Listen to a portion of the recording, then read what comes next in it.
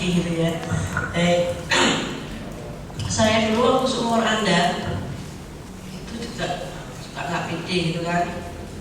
Contoh nih, misalnya kita mau lewat jalan gitu kan, yang jalan tapi itu di lingkungan kampus atau waktu SMA atau waktu SMP gitu ya, itu banyak cowok duduk di situ.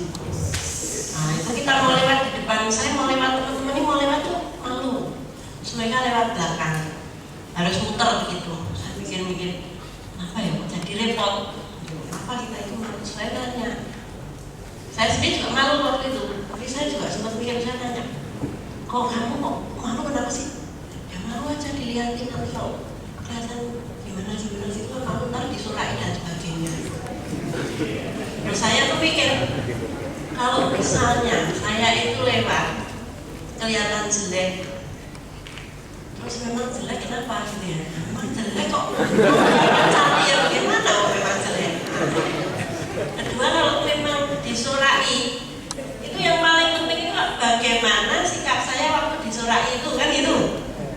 Kalau saya kelihatan grogi malu ya semakin memalukan, tapi kalau saya santai saja itu kan ya, terus saya uji nyali. Daripada yang ngalah lebih baik saya lewat gitu.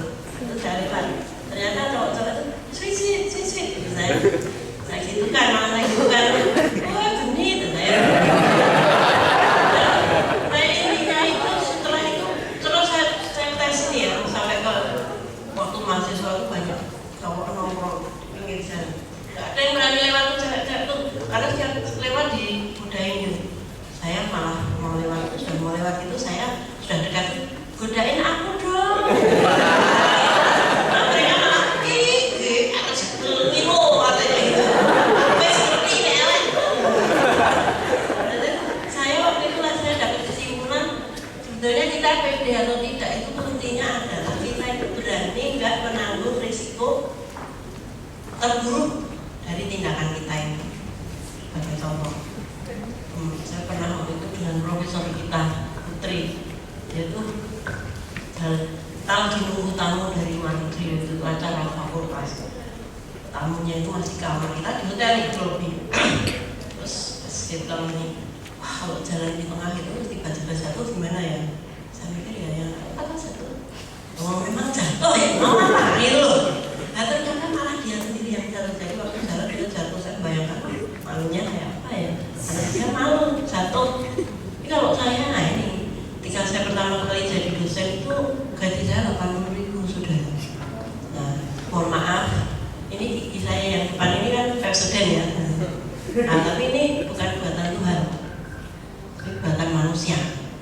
Ya, tokoh-tokohnya ya yang mengajar di fakultas ini, fakultas kedokteran ini. Jadi ini intinya ini buatan manusia atau gigi palsu gitulah. Ya. Nah, waktu jadi dosen baru itu gigi palsu saya itu udah lepas. Nah, waktu saya menguliahi semester pertama itu grogi kan, takut lepas gitu kan. Sehingga feedback dari mahasiswa saya itu suaranya terlalu pelan. Terus saya selama liburan semester itu dilema. Saya nggak punya uang bikin gigi baru, tapi kalau suara terlalu pelan bagaimana nanti semester depan? Saya sudah target pokoknya selama liburan semester harus bikin gigi baru. Tapi ternyata akhir semester itu nggak punya uang, kan gigi mahal banget tau. Di sini ada dokter gigi nggak tuh? Mahal banget tuh harganya tuh gigi itu kan.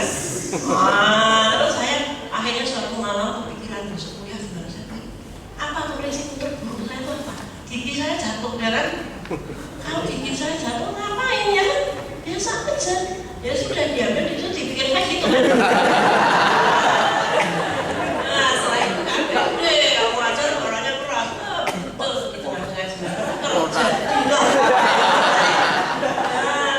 Nah gigi saya jatuh waktu lagi semangat mengajar.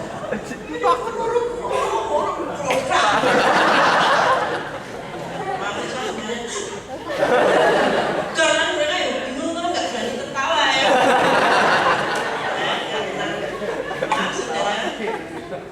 Saudara tahu gaji saya berapa? Saudara bayar SPP berapa waktu itu? Mereka bayar SPP cuma berapa? Saya kuliah aja dulu 80.000 12.000 ya bayarnya ya loh. Dia tuh ya mungkin sekitar berapa murah dulu, murah BOM itu murah banget bayarnya. Nah, jadi saya belum bisa bikin gigi baru, jadi mohon maaf saya ambil giginya dengan gaya yang sangat anggun. Maaf ya. Bentar ya, saya cuci tangan. Kalau saya keluar dari kantor, terus begitu saya keluar dari pintu, saya balik lagi, saya buka pintunya. Ada apa?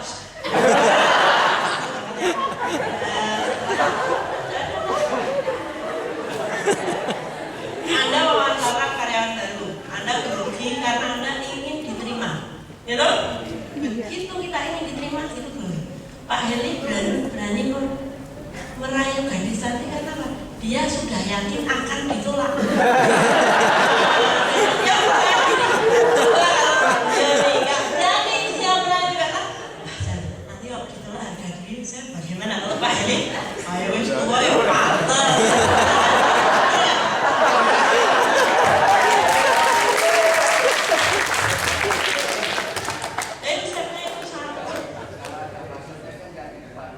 Ada maksudnya nggak di depan umum, soalnya kalau ditolak juga diketahui umum ya. Jadi itu saja sebetulnya resepnya Anda itu kalau mau PD itu pikirkan risikonya, berani nggak menjalani risiko itu.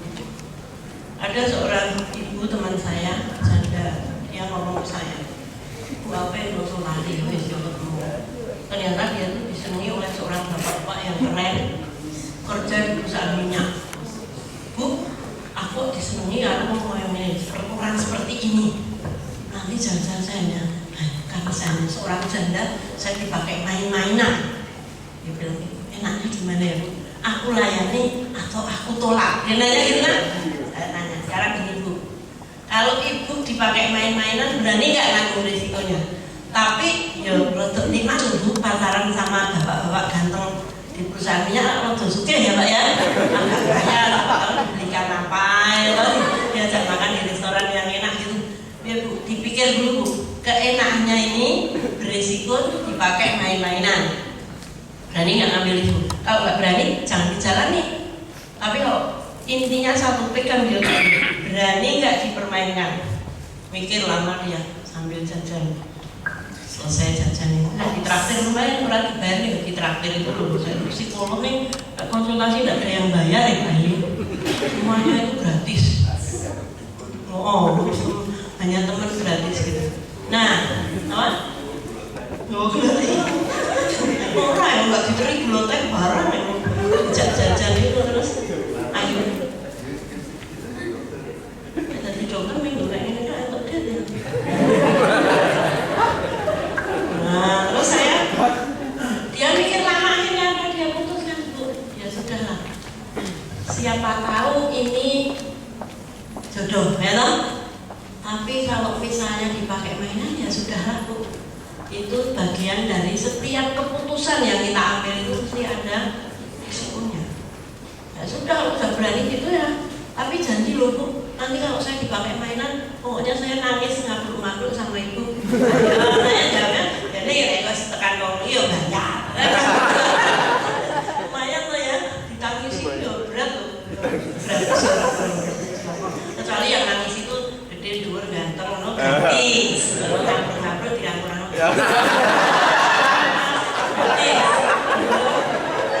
Ada sih ibu tuh ada ambil pengu ya karena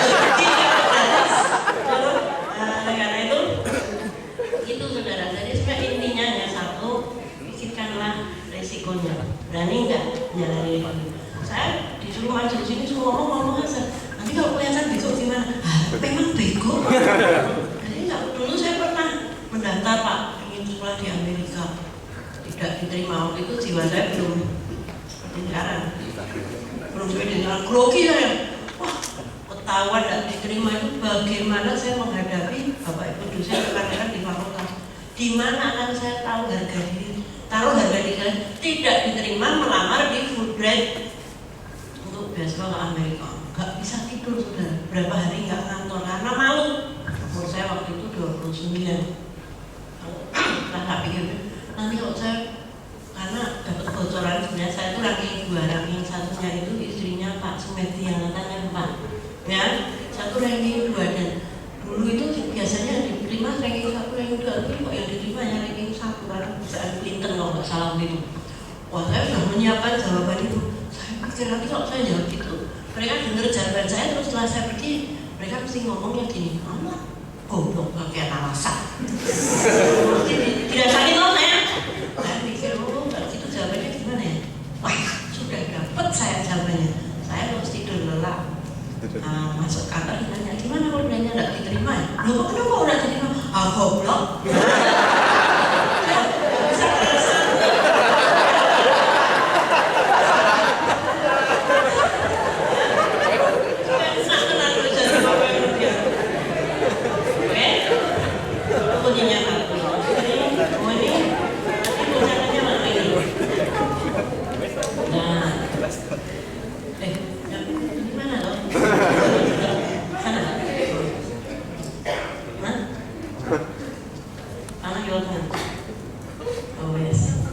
Nah, ini Anda sejak kecil dibesarkan oleh mukul-mukul ini orang tua yang penyayang, yang menyediakan seluruh fasilitas dan sebagainya, hidup di dalam zona aman. Tapi begitu Anda itu kelas kuliah SD, mau lulus SD masih kelas 5, kuliah SD. Nah, ini saya harus dari sini nih kembali ke CV ya kan, saya kelahiran tahun 59, jadi umurnya 51. Maklum lah, kalau lupa-lupa itu ya maklum, gitu aja. Kamu wis tua. Balik situ. Sekolah kelas 5 SD mau mas, tadinya senang sekolah loh. Begitu kelas 5 mulai dengar dari teman-teman bahwa SMP favorit itu SMP A. Kalau kita kepengen masuk ke SMP favorit itu, begitu kita punya keinginan untuk masuk ke SMP itu, maka keluarlah kita dari zona aman memasuki zona tidak aman. Dan di sini ini sebetulnya tantangan percayaan diri itu ada di sini. Orang-orang yang tidak percaya diri akan melakukan hal-hal di luar belajar. Ini contohnya belajar masuk SMP ya. Orang-orang yang tidak percaya diri melakukan hal-hal di luar belajar masuk SMP. Dia membohongi diri dengan menghibur perasaannya, melupakan masalahnya dengan melakukan hal-hal yang lain kecuali belajar masuk SMP. Orang yang percaya diri ya sudah les, beli buku soal, latihan bersama, sehingga diterimalah dia di SMP favorit. Dia tadinya keluar loh, begitu dia masuk SMP favorit, ditaklukkanlah zona tidak aman itu menjadi zona aman. Maka zona amannya bertambah